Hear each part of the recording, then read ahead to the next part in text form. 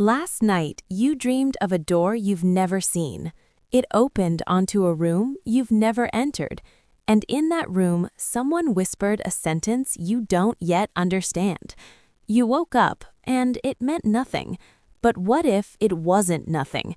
What if that dream was not a memory of the past, but a message sent forward from your own future? If you click away now, you may never realize how often history has quietly hinted that this might already be happening.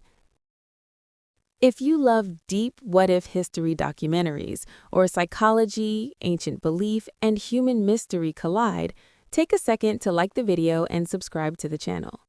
And I'm curious, comment below, where are you watching from? What time is it for you right now? And what do you do in your daily life?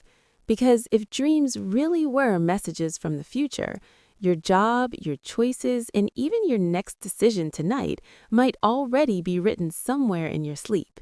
Now, let's begin. The story begins in the quiet moment between sleep and waking, where human consciousness loosens its grip on reality and drifts into something older than language. Across cultures, across centuries, dreams have been treated not as illusions, but as signals. Ancient civilizations did not dismiss them as meaningless brain noise. They treated them as warnings, prophecies, and coded instructions. In this first movement, we enter that threshold where biology ends and interpretation begins, and ask a dangerous question: what if the brain is not generating dreams, but receiving them? From there, we step into the ancient world, where empires were guided by dreams. Kings in Mesopotamia recorded their dreams on clay tablets. Egyptian priests interpreted dream symbols as divine communication. In Greece, temples were built where people would sleep deliberately to receive visions. But what if those visions were not from gods? What if they were from time itself? This arc explores the possibility that ancient prophecy was not mystical, but temporal. The third movement shifts to history's turning points, moments where dreams appeared to foreshadow events before they happened. The night before catastrophe, the soldier who dreamed of defeat before the battle, the ruler who hesitated because of a vision. These stories are scattered through historical records, often dismissed as coincidence.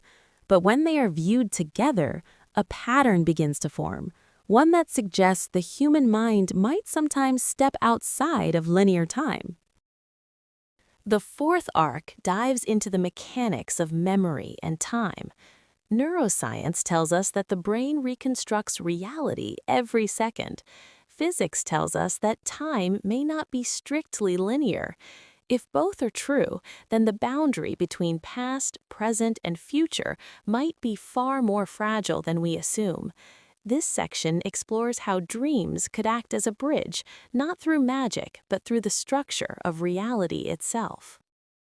Then, the narrative turns inward. If dreams are messages from the future, who is sending them? Your future self? Another version of you? Or a timeline that hasn't fully formed yet? This arc examines identity across time, how the you that exists tomorrow might be trying to reach back to the you of today, and what that means for choice, responsibility, and free will. The sixth movement introduces the most unsettling possibility. If dreams are warnings, then ignoring them has consequences. History contains accounts of people who felt something was wrong before disaster struck, moments of hesitation, unease, or déjà vu. What if those were fragments of messages that were never fully understood? What if the future is always trying to correct itself, but we rarely listen clearly enough? From there, the seventh arc explores what would happen if we learned to decode these messages.